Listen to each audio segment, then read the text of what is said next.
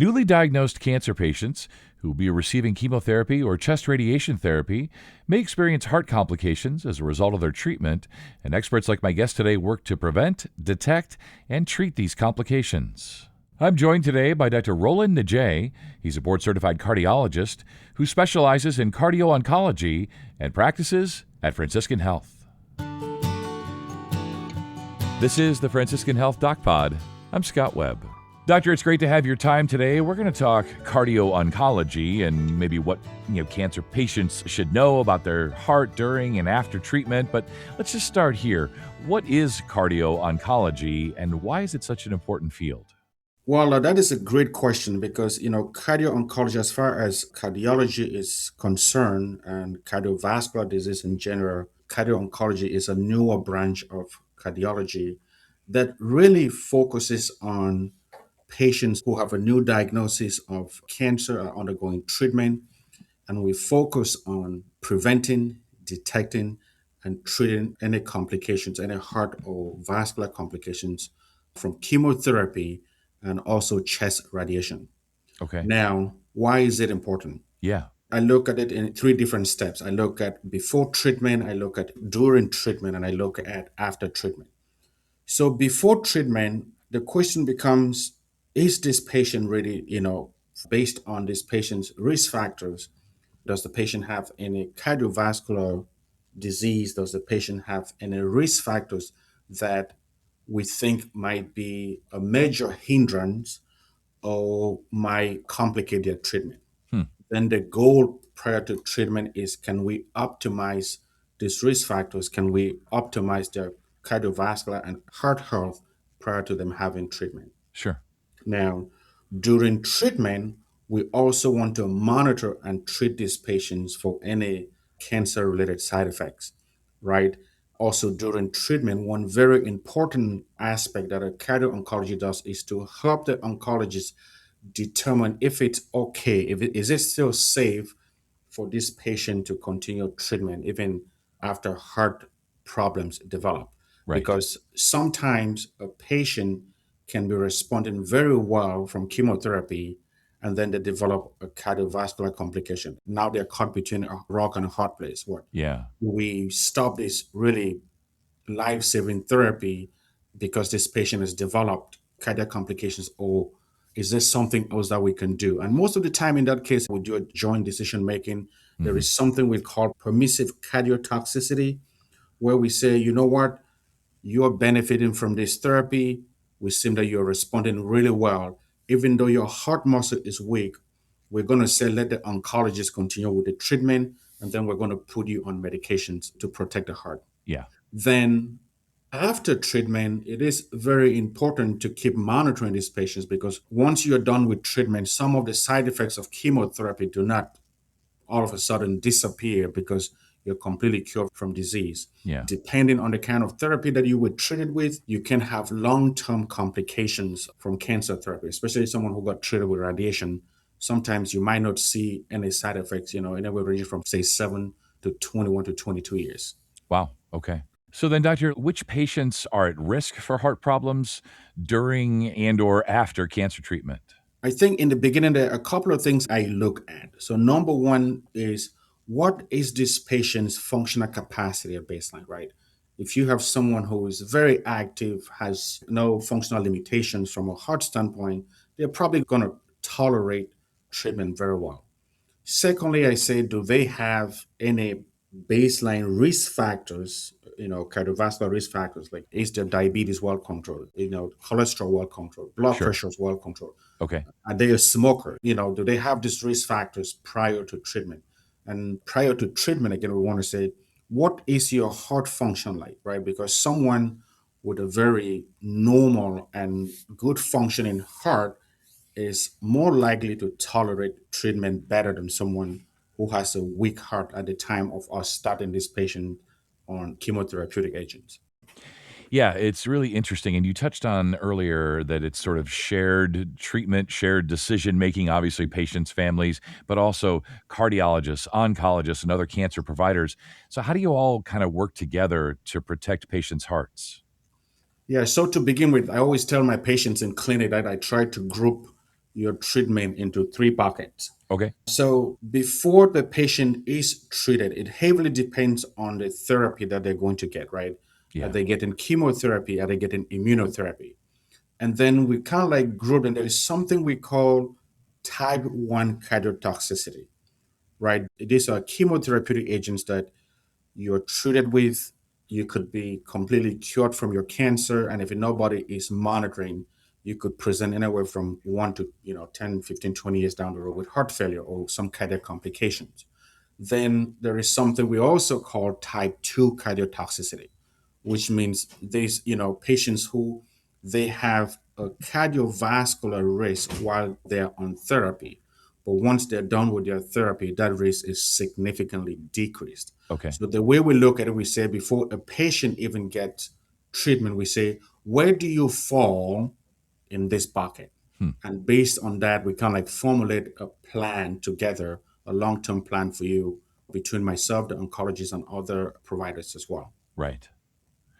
I want to get a sense from you as best we can here in audio form, right? Which tests are commonly used in cardio-oncology? I would say pretty much most of the tests that will be ordered in someone who doesn't have cancer at some point in cardio-oncology, it is ordered. Okay. Pretty much when someone is on chemotherapy or immunotherapy, they do check their electrolytes there. So they order CBC, they will check their liver function, they will check the kidney function, they will check the blood cell counts. Yeah. Standard, that is always. Now, in cardio-oncology, most of the tests that we use to monitor complications from chemotherapy, we use high sensitivity troponins. Sometimes we use a BNP, which is these are heart markers that we use to see when someone has treatment. Normally, we want to see, yeah, these markers are probably going to be a little bit elevated in the blood. And Yeah. what I want to see is that, well, 1, 2, 3, 4 weeks out, they should have normalized.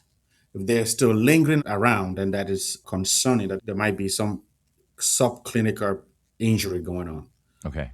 The regular EKG we use all the time because some of these medications can cause arrhythmia. Some of them can prolong something we call the QT interval. Hmm. And so we do use EKGs pretty much. The big one is a transthoracic echo. Most of the time before patient starts, if you're being treated with a medication that we know that is can affect heart function, we want to get that baseline transthoracic echo and then kind of like repeat them depending on what you're on at different intervals to make sure that your heart function is still the same.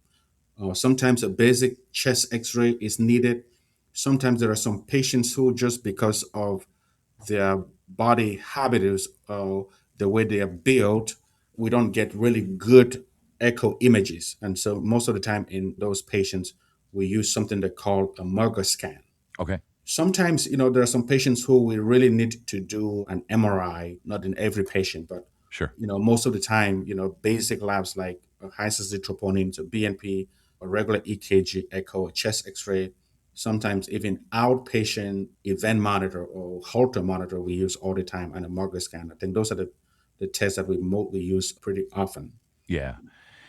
Yeah, and you kind of said earlier, gave us a sense that having a healthier heart going into this, going into cancer treatment is a good thing. But maybe you can give us a sense specifically, like what can we do maybe to lower our risk of heart issues during and after cancer treatment? I'm assuming you touched on some of the greatest hits there of diabetes management, blood pressure, cholesterol, those kinds of things. But just kind of go through the list for us. What can we do to help ourselves?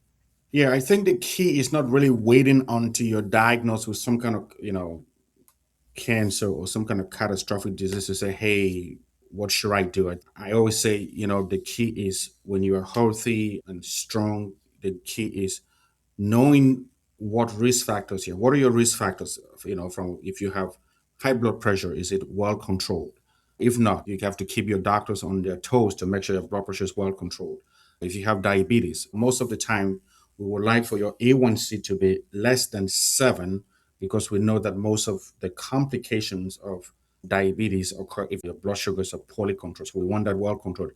If you're a smoker, highly recommended that you quit smoking. I know sometimes it's easier said than done just because, sometimes people smoke for like 20, 30, 40 years. But Right. we do have agents that we can help these patients kind of like transition from being a smoker to a non-smoker. If your cholesterol numbers are high, we want to get them low. The major one that sometimes we overlook is obesity, right? Yeah. Obesity is this big, huge risk factor. If you're overweight or obese, we would like to work with you to try to get your weight down. Again, it's something that is easier said than done. And I always tell my patients, I don't want you to beat yourself up. You didn't just gain this weight overnight. It is going to be a slow and steady process wins the game versus thinking that, oh, this is something you will quickly do overnight. Yeah. And most of the time when we talk in clinic, I say, we have to set what we call realistic expectations, right? If I say, okay, we are on a journey for you to lose weight. What is your goal? How many pounds do you want to lose a week? If you tell me, well, I want to lose a pound a week, that is a very realistic goal. Yeah. Because if at the end of that week you lose a pound, you are motivated to keep going, right? If you tell me, oh, I want to lose 5 to 10 pounds a week, I'm going to be very frank and say, I don't think we can attend that.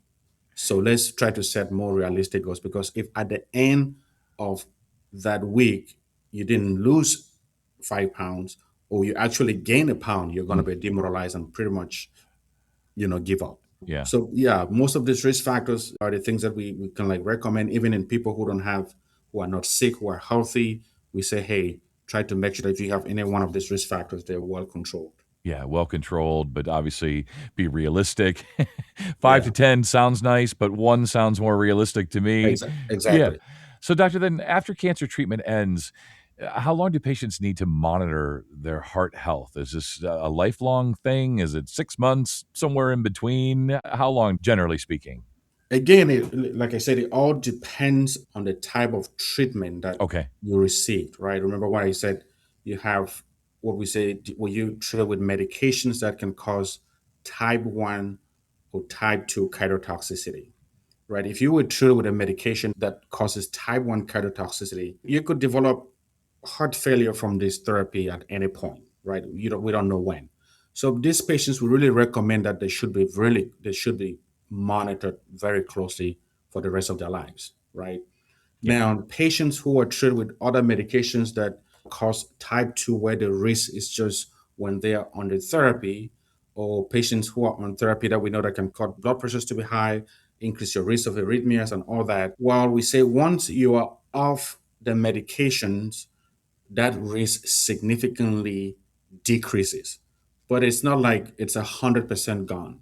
So we still recommend that every patient get some level of follow up, even if it's just yearly follow up, long term. Yeah. Yeah. I want to get a sense from you. I know cardio-oncology isn't necessarily a new specialty or field, if you will, but just how much has the research changed patient outcomes in recent years?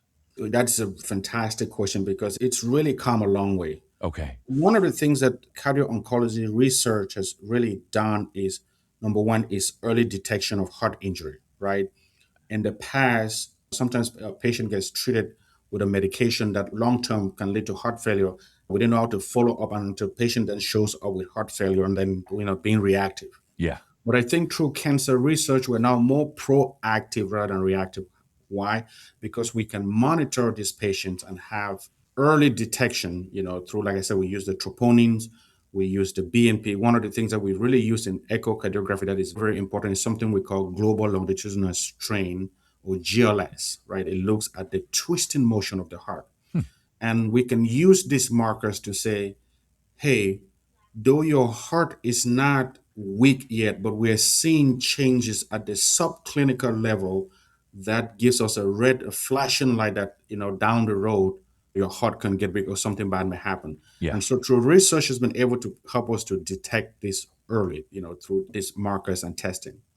Secondly, the research has also made it very possible for us to now use preventative heart medications, right? So take, for example, if I see a patient who's on therapy and I'm seeing evidence based on the testing that there is some kind of subclinical cardiomyopathy, well, we have all these medications now based on research that we can put these patients on to prevent the heart from progressing to full-blown heart failure, right? Beta blockers, ACE inhibitors, angiotensin receptor blockers, ARNIs, which is basically Entresto, or statins. Okay. So this is only possible through cardiology and cardio-oncology research. Yeah. Now, the other thing that cardio-oncology research is also really enlighten us is better risk stratification, right? So instead of treating all patients as one size fits all, I can look at a patient and say, okay, based on your age, based on your existing heart disease, your risk factors, do you have diabetes, hypertension, and the dose of chemotherapy or chest radiation you're going to get, that you're going to receive, I can stratify each patient into different groups, Yeah. right? And this is made possible through cardio-oncology cardiology research. Right. Now, there is also been improved cancer treatment continuation, right? So before it was like, if you develop heart failure, boom, we take you off medication. Well, now we have this concept of, we have joint decision making where we say, well, can we do some kind of permissive cardiotoxicity, let you continue with your treatment, and then we help protect the heart. Yeah. Now, the other thing that research is also done that is very good is that now we have a lot of cancer therapeutics coming out, and we are also well equipped with the knowledge to also manage the side effects of these medications, right? Take, for example, if a patient is being treated with an immune checkpoint inhibitor, we're monitoring for any evidence of myocarditis, which is basically inflammation of the heart muscle, or pneumonitis, which is inflammation of the chest wall. If someone is being treated with something we call like VEGF inhibitors, we know that we have to monitor for high blood pressure and clots in the body. If someone is being treated with, say, a growth medication we call TKIs, which is like tyrosine kinase inhibitors, we monitor for risk, we monitor for heart failure, we monitor for arrhythmias. And even CAR T therapy that is used nowadays, where they basically take your immune cells and train them to go back into the body and fight the cancer cells. Right. Yeah. Right, we know how to manage, some of those cardiovascular complications. So this has been made possible. These points that I've enumerated made possible through research that has been done in the past, ongoing research, and I think there's still a lot of ongoing research and research to be done that will continue to refine and improve the field of cardio-oncology. Yeah, and doctor, if a patient wants to see a cardio-oncologist, especially if it's, maybe been a few years since their treatment, just broadly speaking, how best to get a referral? If you really wanted to be seen by a cardio-oncologist, I think the first thing is, not everybody needs to see a cardio-oncologist, right? So Okay. the key is, first, I would talk to my oncologist and say, hey, based on the treatment I'm having or based on the treatment I had in the past, do you think that it will be beneficial for me to see a cardio-oncologist? I see. Sometimes I know people move, they had a relationship with an oncologist, and then the oncologist has changed practice, gone to different areas. Then I would just have a conversation with your primary care doctor and say, hey, I had cancer in the past and I had this treatment. Do you think I deserve to see a cardio-oncologist? So even if the primary care doctor is not, familiar with the therapy that you had, I think he or she would do her due diligence and say, you know what, I'm not too familiar with this medication, but I think it would be good for me to why don't we just send you to a cardio-oncologist for them to assess and then see if you do Right. need to follow up or not. Yeah, just do an assessment and see where folks are at. Great to have you on. Great to benefit from your expertise. It's an exciting field. As you say, research is ongoing. I just give you a chance here at the end, doctor. Just final thoughts and takeaways. We framed here cardio-oncology and what that means and how folks can help themselves, all that good stuff. I would say that, cardio-oncology is an exciting field. I love it. It's one of those things, I love what I do. It makes my heart sink. And what I usually tell my patients, and I like others to know and to sensitize, is that most cardiovascular complications from chemotherapy, they can be prevented and we can detect early. Most of them we can manage effectively when patients and the care team work together. And I also want patients to understand that protecting their heart is not something that we do against, your cancer treatment. Okay. Both, work hand in hand, and it's kind of like we have a complementary goal, not a competing one. That's perfect.